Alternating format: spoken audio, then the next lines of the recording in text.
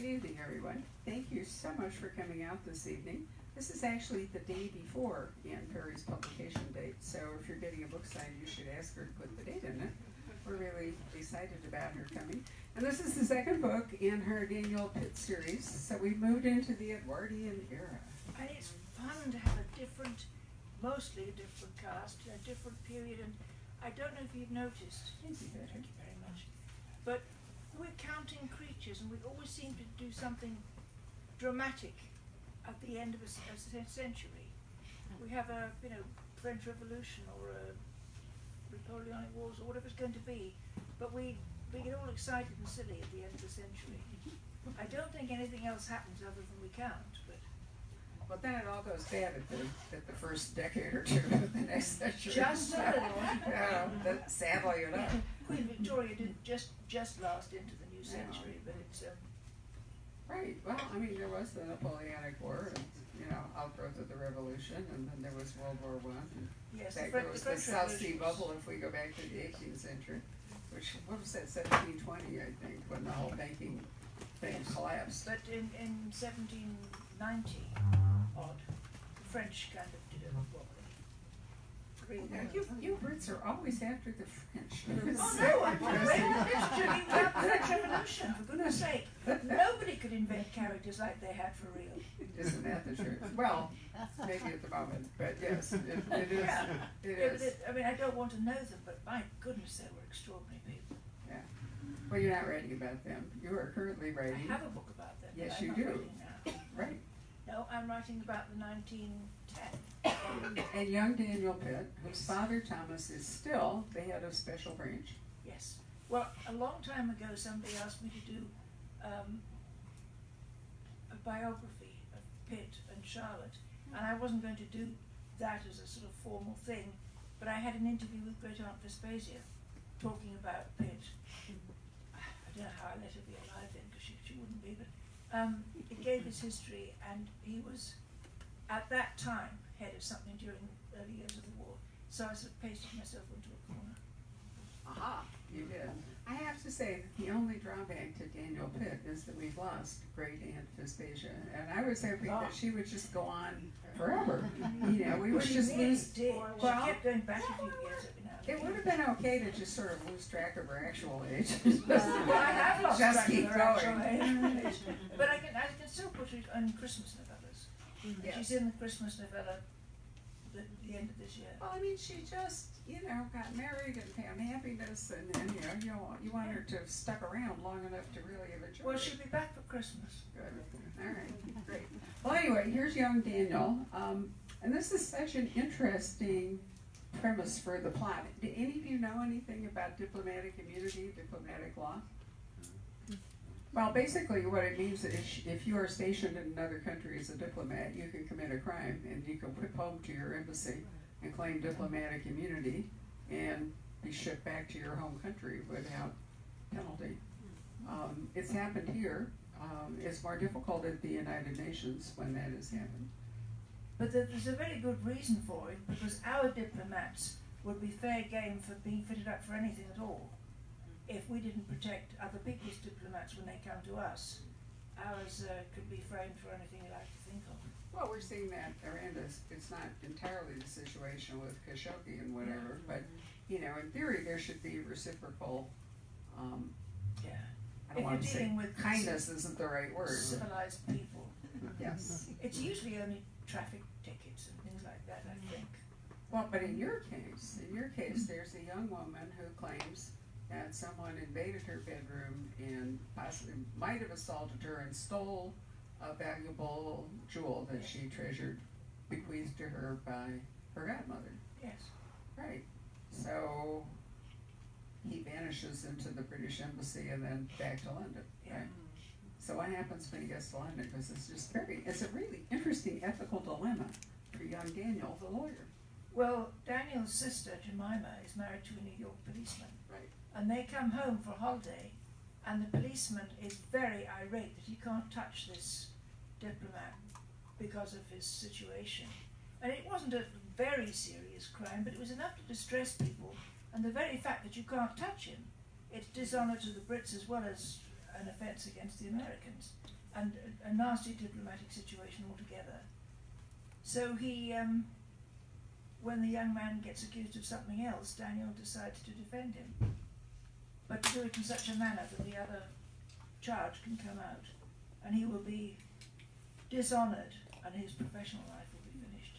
But then it turns out to be not nearly as plain as you think.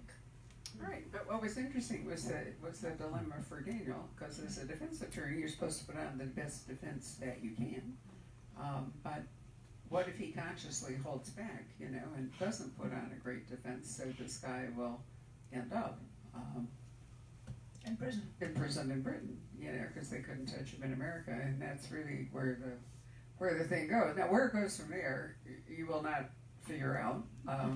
But I just thought that was such an interesting situation and a really tough problem for a young attorney whose colleagues in his chambers, as the Brits Yes. call the law firm, are not entirely thrilled with this whole plan. Not at all. No, he's going to be in trouble, whatever he does. But is he going to be in trouble also with his family? His family, his sister, is definitely all for getting this bloke not exactly strung up but close. And yet his father wouldn't approve at all of the double standard. Yes, now Pitt was always tiresomely ethical, if you all remember. Right, so anyway, you had I do. My New York agent is a very wise man, as well as a very nice man. He said, you don't want to hurt your protagonists, but for goodness sake, put them through hell. It's absolutely necessary that you make your protagonists suffer. Well, and he needs to be growing up anyway, because part of this Daniel Pitt thing is kind of a coming of age story.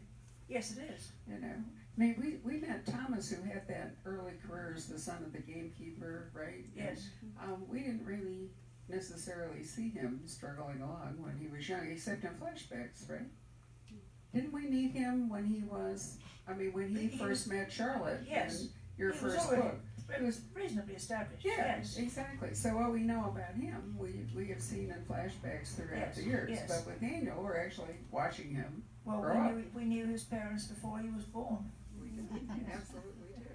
Right. So why did you decide to, marry Jemima off to a New York policeman just to add more? I just did it in a Christmas novella, and I put it well ahead, and I thought that will be fun. Besides, I got them met. I could not do anything with them. But he was charming, and so she lives in New York. But I think she might come back, just so that we can have some more difficulties. That's the mind of the mystery, right? Yes, Right? and she has one little girl at the time of coming. Oh no, she has the other little one is a little just born. Yeah. Just very little. But the little one is a little girl, and like all little girls, good little girls, she's very precocious. And she loves to argue. And here's this uncle who's nice to look at and kind to her, and he argues all the time and gets paid for it. I mean, who doesn't want to grow up and argue all the time and get paid for it? So That's Charlotte, free. when we met Charlotte, she was the kind of rebellious daughter in a household of, Yes. fighting Obedient against her girls. own parents. And so it's interesting to find her now, with her own children grown up, and they're not at odds in the same way, though. No, they're not, because she broke away, and he's not. Daniel is not necessarily very obedient, but he's not particularly rebellious either. His troubles, I think, lie ahead of him. Oh. I mean, he's only 25. He went to a very good public school and then to Oxford.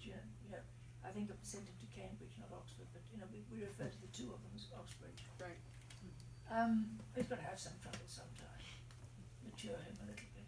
And he has a very interesting woman who's like 10 years his senior. Yes. And in something of for her time, a forensics expert. Yes, but she can't practice. Oh, that's true, because they were Yes. not letting women actually But get law degrees. They She could does- study, but not get a degree. yes, can you imagine studying, passing the exams, even coming out top of the class, and then not written up at all? You don't exist, you're a woman.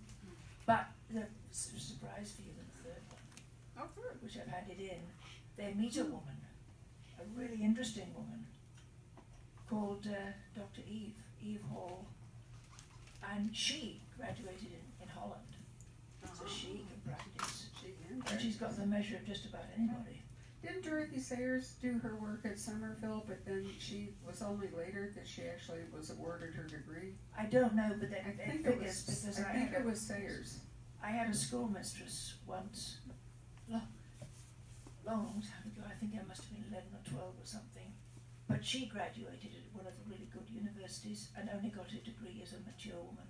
She qualified, but she only was granted a degree. So that generation, I suppose my grandmother's age. So this woman whose name I'm having trouble remembering. Eve, oh No, the one in Daniel, with Daniel. Miriam. Something, Miriam. double F Croft, right? Yes, Miriam Fordcroft. Fordcroft. Why did the British spell these names with that strange double F? I don't know. Why do we do half the things? There'll be a reason for it, but I don't know what the reason is. I mean, I've learned to say Chumley and, Yeah. Fanshawe, which is, like 9 syllables and all, but that's. Yeah, well, there's a joke about Belvoir. Beaver. Yes, you'd think it would, no, they just spell it. You think it would be pronounced Belvoir. Belvoir, but no, the joke goes, you think it would be pronounced with some other impossible name, but actually it isn't, it's Chumley.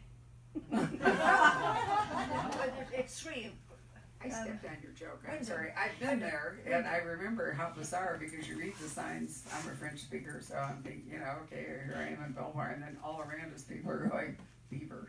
Yes. And you keep One of the thinking, other that ones- can't be right. Chumley, of course, is spelled Cholmondeley. Right, I think Fanshawe's the hardest one. How is it? It's Featherstone and then H-A-U-G-F, so it Oh, looks like yes. Featherstone Huff, but it's actually pronounced Fanshawe. I didn't know Yeah, that. well, something British, I know that you don't. Probably several things. Wyndham's another one. Y-M-O-N-D-H-A-M. Wymondham, but it's Wyndham. Right.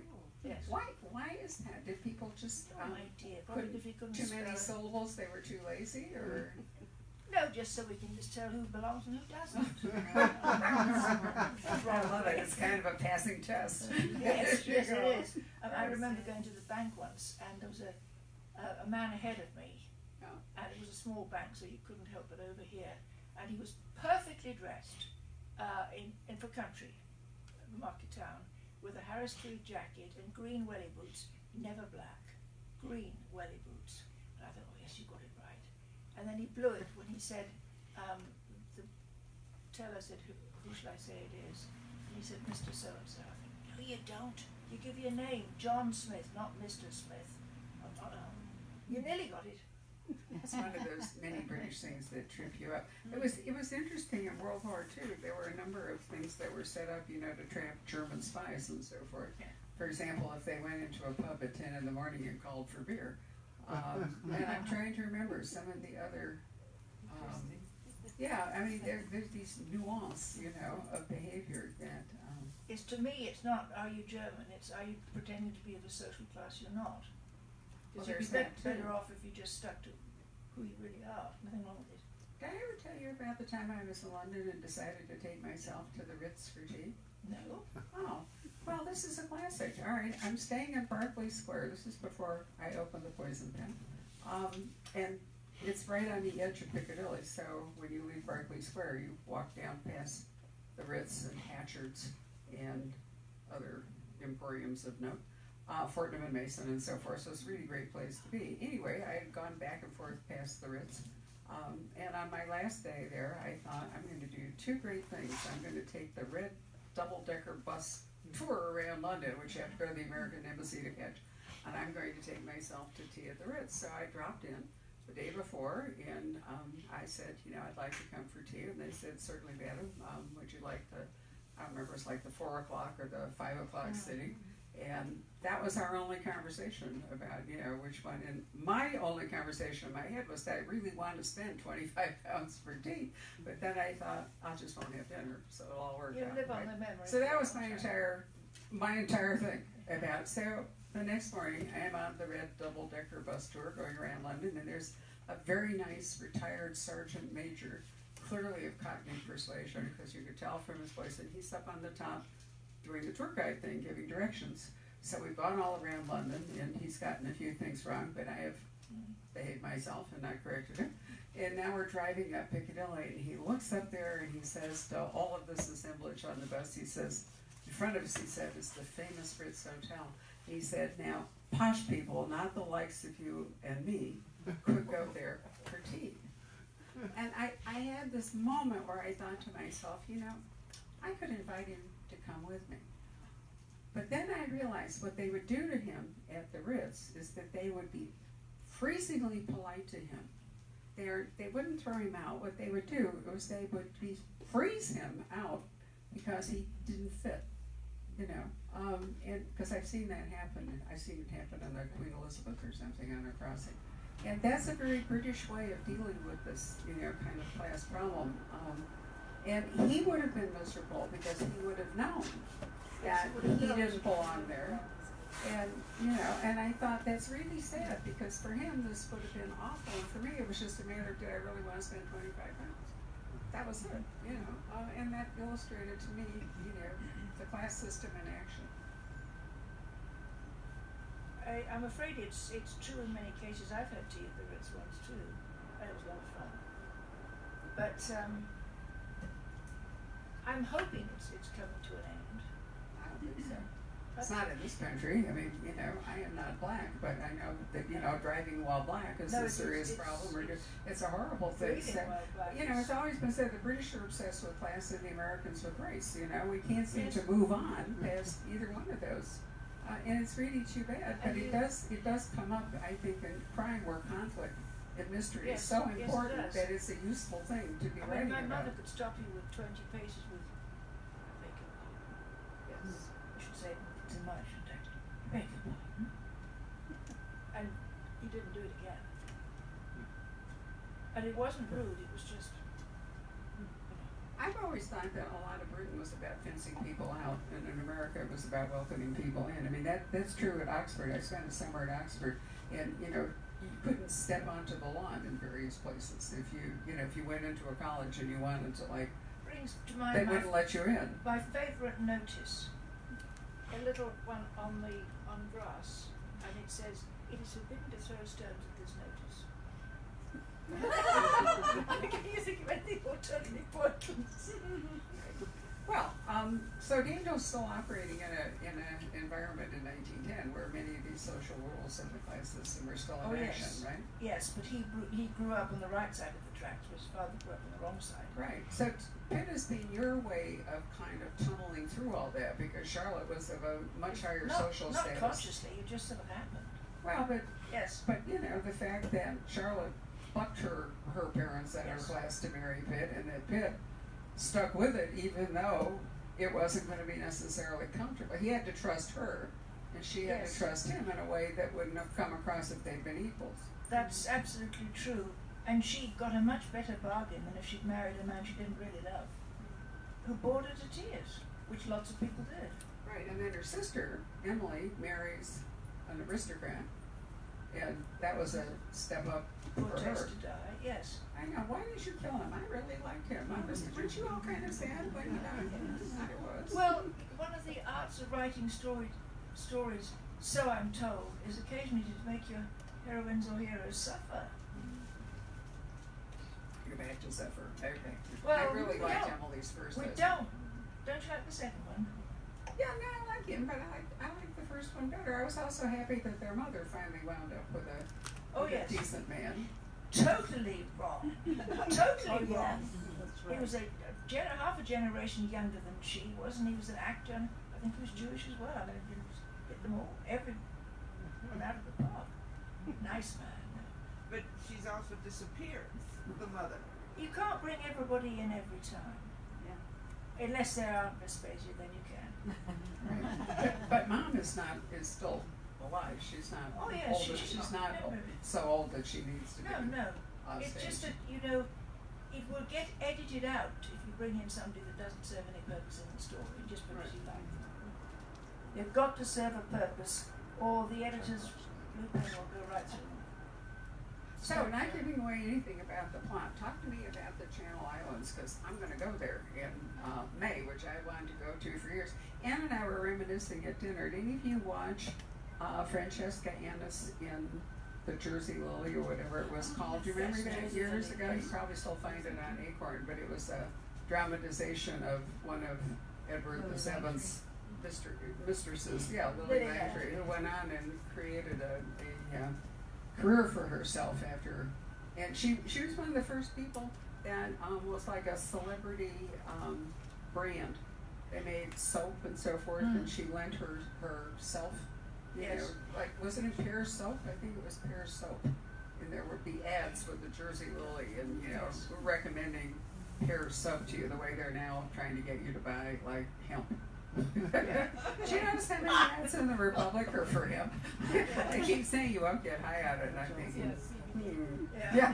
Has anyone tried it? I'm dying to try it. I just want to see if it will actually help with various aches and pains. But the ointment, which Yeah. you put Does it on, work? you apply it, you don't eat it. No, I know, Yes, sadly. that's very good. I've had it as foot oil Yeah. for years. Now you can actually order peanut butter or peanut butter with honey if you believe in the ads in the Arizona Republic. And I thought, wonder how that will work. The only time I ever smoked marijuana when I was in college at Stanford, I cried. I cried so copiously that my roommate, my friends took it away from me and said, "You can't ever do this again. There must be some problem." Yes. So that's it. That's so I'm a little nervous about actually trying it. Well, I once. We were just in Washington where you can buy it at any roadside fruit stand, so. Long time ago, I had some brownies that I was told had marijuana.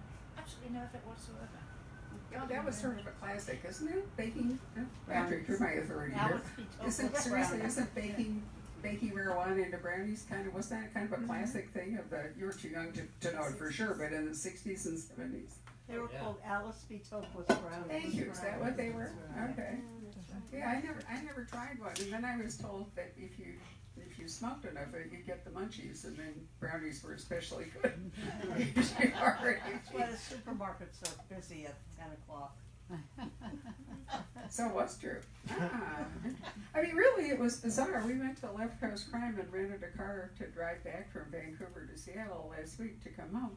And seriously, everywhere you go, you can just buy marijuana. And I think it must lose some of its cachet if you couldn't buy as openly as, probably more openly than cigarettes these days. I don't know, it's a booming industry. Yeah. Colorado is prospering. I'm sure it will come to Arizona in some part because the economics of it are just so overwhelmingly, I positive. don't know. It's probably available in California, isn't it? Oh, yeah. I've never tried. Surely it's available in California. Everything. Hard to imagine that California is behind the trend. No. Well, anyway, back to the Jersey Lily. This is the only time I've ever seen any. Although there was a movie. Did any of you watch the movie of the Guernsey Literary and Potato Peel Society that was actually made by a Miami bookseller called Mitch Kaplan, who formed a film company? If you never read the book, it's a terrific World War II story. It's about the Nazi occupation of Guernsey, the Channel Islands, which were in limbo there between England and France, and therefore. They're much closer to France geographically. Yeah, well, that's why they were occupied. Yes, but they actually belong to us. Another place we're stuck, I think, it doesn't really belong. True. But if other than those two things, it's not that easy to find visuals of the Channel Islands. So did you always want to go there, or you hang out there, or why were you there? I've been there to Guernsey, because it's the idea we get new potatoes usually come from Jersey before they came from Egypt. A lot of flowers, if you buy flowers at a shop, they come from the Channel Islands, all the Scilly Isles. The climate's much milder, they're very beautiful, and it's a tax-free zone, I think. You don't pay ordinary British income tax if you live in Jersey. But the Jersey people are very exclusive as to who they will let you live there. You can't just buy a place in Jersey. And to show you how exclusive they are, do any of you watch Midsummer Murders? Occasionally. Well, but you're familiar with John Nettles. He made his name as a young man, who was absolutely gorgeous then, called Bergerac, in a series called Bergerac, set on the Channel Islands. Anybody seen it? No, but I'm going to. Yes, very good, rather complex. Yeah. But that made Jersey very much more famous than it was, but they wouldn't let him buy a house there. Well, so Daniel and Miss Ford Croft, Ford Croft, go there because there's a relationship between. And a very small island called Alderney. It's not the smallest is Sark. Right. But yes, on Alderney, yes. So they're not in Guernsey or Jersey, but on this smaller island, right? And there's a connection to the godmother whose necklace Yes. disappeared.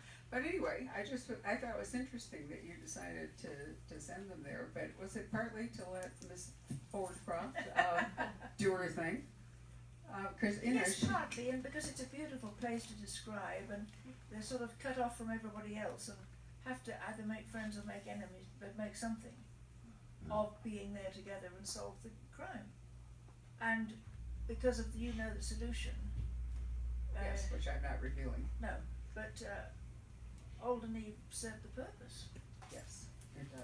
I also wondered if Miss Ford Croft might be kind of going to step in for Aunt Vespasia as a character, because she's older than Daniel but not so old. You were smart. You smartened up and didn't make her, like 80 to start out with, right? Vespasia appears in about the third or fourth pit, and there were 34 of them, I think, by the time we finished. And I had her walk on and intended for her to walk off, but she wouldn't go. It was such fun. She was great. I absolutely loved her. So I keep her for Christmas now. Right. The Christmas novel at the end of this year is Vespasia and Narroway to Country House Party, Yay. which goes wrong, of course. Okay. So Vespasia, how much older than Narroway was she? Is she? Well, who knows how old he is? She is. Either of them. 10 Right. years anyway. I thought they could have staggered on into 1910, but no. All right. So. Well, somebody's going to point out that you're supposed to have been there at the victory dance for Trafalgar, which was 1805. A true centenarian. Yes, that's true. You did say that. I forgot about that. Yeah. I shouldn't have reminded you. That I mean, was I fine. have moved her Listen, back 10 or 15 I years. was really happy with her just being sort of fantasy. Lady of indeterminate Yeah, age. absolutely. So was I, and I thought I could stretch it. You know, if you stretch an elastic band too far, it busts. So tell us about your other new series that you're working on, because you're all excited about it. Oh, I am all excited about it. It's out in Britain now. It's just come out. And I keep forgetting what they called it. Well, it's either Focus on Death or Death in Focus. Focus on Death, I think. Okay. But I don't remember. Anyway, it's set in 1933. We've got a young photographer whose heart is not really in it, but she's got to do something. And she's quite good at it. She's on the beautiful coast of Amalfi at a economic function, very interesting. And she falls, not quite in love, but very attracted to a very nice young man. And as they're leaving, who knows what would have happened, but they're on the train to Paris, and she discovers him almost dead on the carriage floor, having been knifed. And he tells her that he is actually MI6, British military intelligence, which the existence of it was not known or public until 1990s, but it still existed, of course. And he is detailed to go to Berlin, and this is 33, just after Hitler's come to power, May 33. He came in last day of January 33, and it was 94% of the vote. And he was going to stop an assassination, but it's of Hitler's right-hand man, or one of them. Terrible, fearful person. And she thinks, well, good luck to you. But he says, no, if it happens, the Brits will be blamed. And that will be a major diplomatic incident that Hitler will use. So she's very disturbed, naturally. I mean, she really liked him, he was a nice bloke, but she's covered with blood. She makes an escape from the train. She's catches another train, and instead of going to Paris, she does go to Berlin. And she goes to the British Embassy. Her father was ambassador there, so she speaks German and she knows the people at the embassy. And she feels that that's fine. She is told that they'll stop it. And the next day, she goes to thinking, I'll maybe get a really good photograph if there's an arrest and there's, you know, interesting stuff going on. And a shot rings out and the guy falls down, he's dead. They didn't stop it. So very shaken up and not knowing what's happening, she goes back to her hotel, opens the wardrobe door, and there's a sniper rifle in there. A what in there? A sniper rifle. From then on, she's on the run. And being on the run in Hitler's Germany is not a lot of fun. She has all sorts of adventures and learns a lot of things. One of the things she sees, which is actually historically accurate, May the 10th, 1933, was the ceremonial book burning between the university and the opera house of all the great classics that they thought could, it's non-German, even though some of them were German. Einstein, burn the works of Einstein, it's going to upset people's minds. You know, it would be difficult to imagine 10 years ago that any civilization could do that. But we do know that bad things can happen, and lots of people, to use your term, indulge in magical thinking that somehow or another this is going to be all right. But from then on, she has to learn how to become a lot cleverer, a lot more defensive, and eventually to fight back. She does get, well, discover a lot of things, which would be no need for you to read if I tell her what she actually finds out. Right. Don't do that. No, I'm not going to do that. So you're But- planning on her being a series? Yes. Oh, okay. Well, the publisher, the New York publisher, when I had a cat on hot bricks, waiting for her to say whether she liked it or she didn't. She finished it. I liked it very much. When is the next one? As soon as I can get it off. And I'm about 3/4 of the way through the first draft of the second book now, which is going to be in Trieste, and she is now a spy, and she will continue to be a spy for as long as I continue to be able to write, I think. But it's fascinating. The time in so many ways is like our own, in other ways it's completely different. But the thing that they do have then, which haunts many of us, including me, is the most wonderful music. Sort of Smoke Gets in Your Eyes is one of the classics. So they sort of, when the words and the music fitted together perfectly. You've got a generation that are dancing on the razor's edge between light and darkness because they're the survivors of World War I, and they're the new people who didn't quite make it into the war. The losses are appalling. Britain alone had 2 million women surplus. That means there was no man for them. No man for you, you're surplus to requirements. I can imagine 2 million. And of course my heroine is one of them. And in the last week of the war, her sister lost her new husband and their brother. They died right up until the very last moment. It's a different time and place, the tragedy and the hope and the despair and the cynicism. A lot of great books written in that time. And fashions to die for. Some very, very charming lady I do not know very well gave me a coffee table book of photographs of fashions for the 1930s. They were slinky and satiny and. Yes, and cut on the cross. Right. Just gorgeous. You feel good just to watch them. You know that's going to slither and feel wonderful on your body. Jean Harlow. Right. Yes. Did you see the Victoria and Albert thing about, I don't remember, it was like 4 centuries of underwear? No, I didn't. It was fabulous. Rob and I went to London. I'm trying to remember what it was called. It had some, it was involved naked. And I said to Rob, I want you to buy tickets for this exhibition of Victoria and Albert. And he came back to me and he said, is this porn? I was like, really? But you know, it really was And it was an fascinating. exhibition?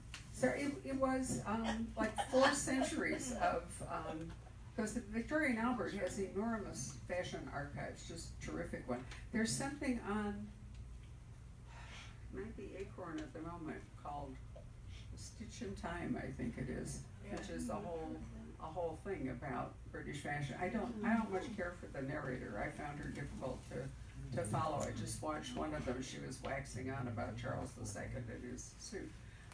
But anyway, and it's really astonishing what underwear can tell you about Yes. the times and about people. Oh, aren't you and, glad you don't have to wear it? well, some of it was just torture. It Yes. really was, and in the 20s when people like stopped wearing any, it did make a huge difference to Oh yes, it's behavior. sort of freedom in Yeah. all sorts of senses. Well, there was a lot of license that went on. I mean, we don't think of the 20s quite maybe as No, but clearly compared as with we the might. later end of the last century, it really was a turning of a lot of things when the old Queen died, because she was Queen a quarter of the earth.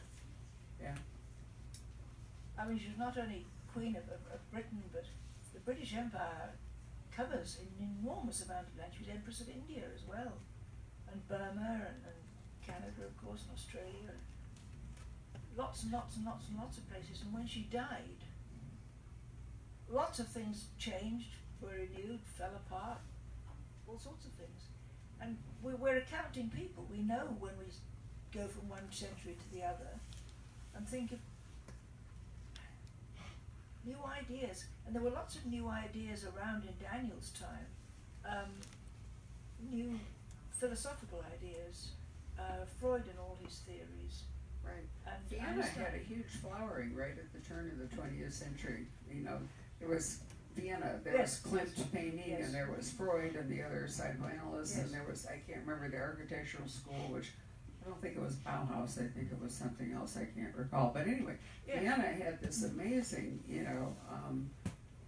sort of flurry of the arts and so forth. And it's interesting because it was just before it just about faded off the scene altogether, which he did it after The war the war. put Yes. paid to the Austro-Hungarian Empire and Vienna. Have you seen, I've forgotten which funeral it was, but it's the last great royal funeral. Yeah, it was Franz Joseph in 1919 when he died. I've seen the movie in Vienna. No, but it's one of the last British ones when all the crowned heads of Europe were there. What a parade. Must have been George V then, I think it probably was, or Edward. or Edward. Yes. And because they had moving films, even though They it's did. a little jerky, but you could see, the Tsar of all the Russias was there. Oh, well, then it was Yes. Edward. It Yes. could have been George V, right? No. And the Kaiser of Germany, there wasn't a king in France, but in Spain, all sorts of people.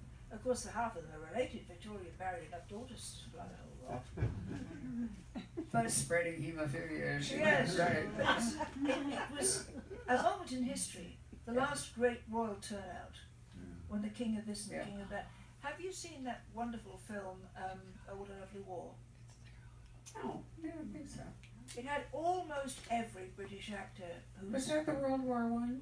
yes. Yeah, Charles Todd tried to drag me through it while she was here, but we just didn't have enough time. It's I one- offered to drop her at the mall so she could watch it. Yes, all. but it begins with a party with all sorts of crowned heads, and they're all standing around in a room, and there's a photographer taking pictures, and only when you back the camera up a bit do you realise that they're standing on the carpet is patterned like a map of Europe. And with Russia you've got the Tsar and Tsarina, and with Germany you've got the Kaiser, all these people standing there like this, and then the photographer has the Archduke and Duchess pose for a photograph, and when they're photographed, somebody hands them red poppies and they go off. And all the way through, there's no blood, no death, they're all the songs of the time, break your heart. It is a long, long road, the winding to the land of my dreams. When people are dead, somebody hands them a red poppy and they go off. But it's so moving at the end of it, and forgive me if I cry, but it gets me. They had a lot of the music at the time, and there are young women with their children sitting on the cliff edge in the grass having a picnic, and the children say, "What did Daddy do during the war?" And then the young man will come, and you don't realise until he sits down and they don't see him, and the grass grows up through him, and a cross comes up, and the camera backs away, and as far as the eye can see, hundreds and thousands and tens of thousands of white crosses. Which are actually there, except more of them are over on the other side of the channel, tragically. But I mean, they're not white clock crosses all over the cliffs of Dover, but it's so moving. Yeah. It understates it, and that's what. What is the name of what you're, Oh, what a lovely war! oh, okay. It's a fairly recent movie, it was out in February. Oh, is it Wasn't a it? reissue? No, I saw it when I lived here before. Oh, sorry, well then it isn't the movie I'm thinking about with Caroline, it's an earlier Oh. movie then. Cause there was a World War II movie No, that World War was One. out, World Oh, War it's One, I World mean, War that was out in February, but maybe it was a different movie. This one had just about every. It was Oh. produced by Richard Attenborough. Oh, well then definitely not the one in Yes, yes. February, right, But sorry. almost the only named actor I can think of that wasn't in it is James Mason. But everybody else. Lord, I haven't thought about James Mason in forever. No, yeah. This is a real nostalgia trip, Yes. isn't it? But Wow. there was the Redgraves, Yeah, Corin, and I don't remember whether Lynn was in it. Vanessa was in it, and even I think Dirk Bogart got a shot. But Alec Guinness and Jack Hawkins and you know all I just the pulled ones up that the were cast: knighted. Maggie Smith, Laurence Olivier, John Gielgud, Vanessa Redgrave, John Mills. Yeah, who is in here? Wow. when was it made, Karen? Late 60s. It's an old movie then. Yes. 69. Okay, do 60. you know what the movie was that 69. came out in February about World War One? I can ask. Thank I you can so much. check. But as you see, Yeah. just about everybody. Yeah, they're all here. It is remarkable. Oh gosh, and Dirk, oh, he's so good looking. We're all gonna run home and look for it on Netflix or Oh, yeah. whatever it is. But it's very moving because it's understated. Dirk, Yeah. And there's one bit where John Mills is keeping it's parodied as being a peer, an entertainment peer, Right.